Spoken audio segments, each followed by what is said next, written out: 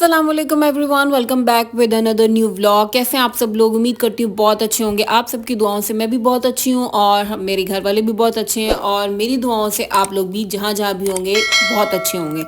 तो जी इतने अरसे बाद मैं अपनी व्लॉग के साथ हाजिर हो जाती हूँ। आज का व्लॉग भी पता नहीं कितने दिनों से, कितने हफ्तों से बना रही हूँ और इस पूरे व्लॉग में आपको पता लगेगा कि मैं कहाँ थी, क्या होता रहा है और क्या सब चलता रहा है।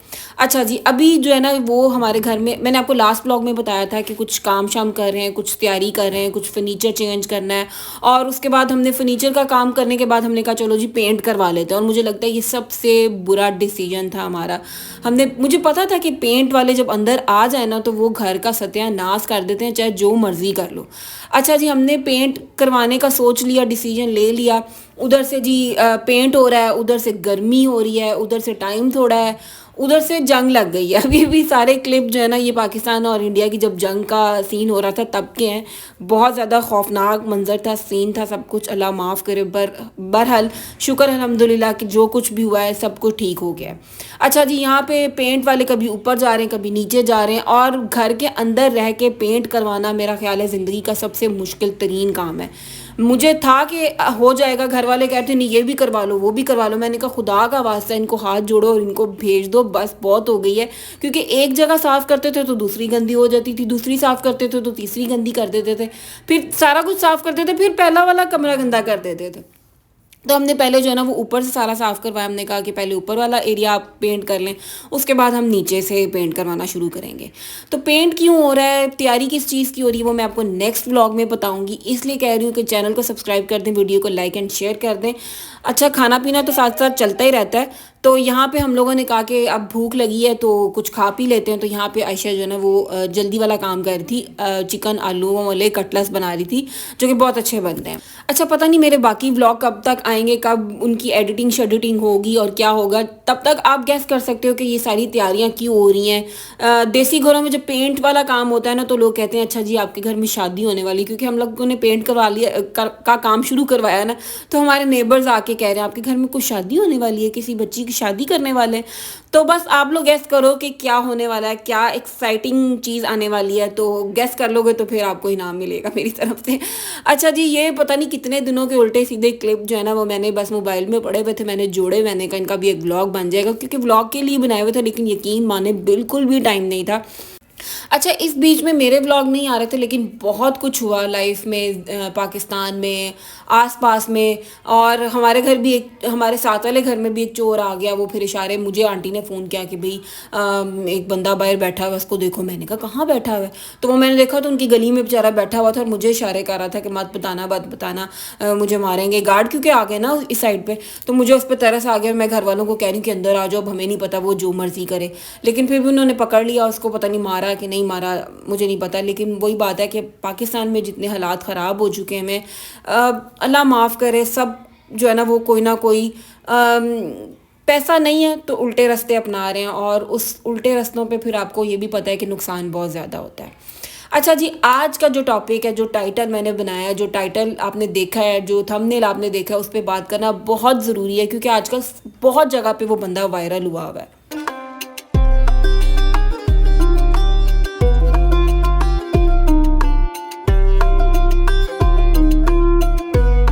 अच्छा, ये सच्ची कहानी है। आमिर कज़ाफ़ी नाम है आई थिंक उस बंदे की, जो कि लिबिया एयरपोर्ट से बैठे हज करने की नीयत से, और वहाँ पे उनके नाम की वजह से उनको रोक लिया गया। उनकी सारी सिक्योरिटी चेकअप किया गया कि भाई आपको हम थोड़ा सा चेक कर लेते हैं, पता नहीं कोई इशू होगा। पर सुनने में यही आ रहा है कि उनके नाम की वजह से उनको काफ़ी जांच पड़ताल की गई। इस बीच में उनकी फ़्लाइट मिस हो गई।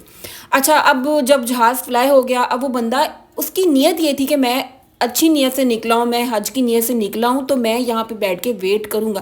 पता नहीं क्या था उनके जहन में, क्या नहीं था। अच्छा, वो एयरपोर्ट पे ही है तो वो जहाज़ जो उनको छोड़कर चला गया, उसमें थोड़ी देर बाद अनाउंसमेंट हुई कि फ़नी ख़राबी की वजह से वो वापस आ गया।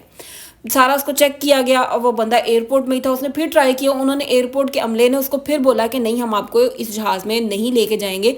और बल्कि उन्होंने तो बड़े प्यार से सिक्योरिटी वालों ने हंस के कह दिया कि इस बारी शायद आपके नसीब में हज नहीं है।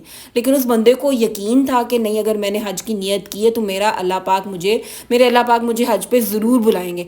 तो वो ये सीन 2 दफ़ा होता रहा, और तीसरी दफ़ा जब फ़नी ख़राबी की वजह से जहाज़ वापस आया तो जहाज़ वालों ने ही उनको बोला कि जब तक आमिर जहाज़ में नहीं बैठेगा हम जहाज़ नहीं उड़ाएंगे। सुभान अल्लाह। मतलब कहते हैं ना कि मोजज़े नहीं होते हैं तो मोजज़े होते हैं। और इसमें भी एक बहुत बड़ी मिसाल है। लोग कहते हैं ना कि पैसों वाले ही हज पे जा सकते हैं, नहीं, नीयत अच्छी होनी चाहिए, और जिससे अल्लाह पाक बुला लेना उससे फिर कोई नहीं रोक सकता, चाहे जो मर्जी आप कर लें। तो उस बंदे की कोई ऐसी अदा थी जिसको अल्लाह ताला ने बहुत पसंद किया, और अल्लाह ने कहा कि नहीं, अगर जहाज़ वाले नहीं बिठा रहे मेरे इस बंदे को तो ऐसी की तैसी।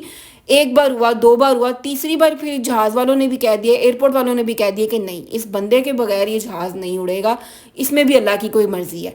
तो बस फिर उन्होंने बड़ी इज्जत से, बड़े आराम से उसको जहाज़ में बिठाया, और वो अल्हम्दुलिल्लाह खैर व आफियत से अल्लाह पाक के घर पहुंच गए हैं। और ज़रा सोचें आप कि वहाँ का जो एयरपोर्ट का जो अमला है सारा, वहाँ का उनका स्टाफ जो है वो कितना रूड बिहेव कर रही है। मतलब जहाज़ के दरवाजे बंद कर रही हैं और वो बंदा बोल रहा है कि मेरा सारा क्लियर हो गया है, अगर 5 मिनट फ़्लाइट लेट हो जाएगी तो कोई बड़ा मसला नहीं हो जाएगा। नहीं, उसको हंस के कह रहे हैं कि नहीं जी, इस बार ही लगता है आपके नसीब में हज नहीं है। लेकिन अल्लाह पाक का करना ऐसा है कि अल्लाह पाक भी ऊपर बैठ के हंस रहे होंगे कि तू बंदा क्या चीज़ है, तू कह रहा है कि इस बंदे के नसीब में हज नहीं है, और अब मैं तुझे बताता हूँ कि इस बंदे के नसीब में हज है। अगर तू इसको जहाज़ में नहीं लेके जाएगा तो तेरे जहाज़ में फ़नी खराबी रहेगी। इसीलिए कहते हैं जिसे अल्लाह पाक ने अपने घर बुलाना है, अपने दर पर हाज़िरी उसकी कबूल करनी है, उसे कोई चीज़ नहीं रोक सकती, चाहे आपके पास पैसा है, नहीं है, आप गरीब हो, अमीर हो। अल्लाह को अगर आपकी अदा पसंद आ गई है तो फिर कोई चीज़ भी आपको अल्लाह ताला के घर जाने से नहीं रोक सकती।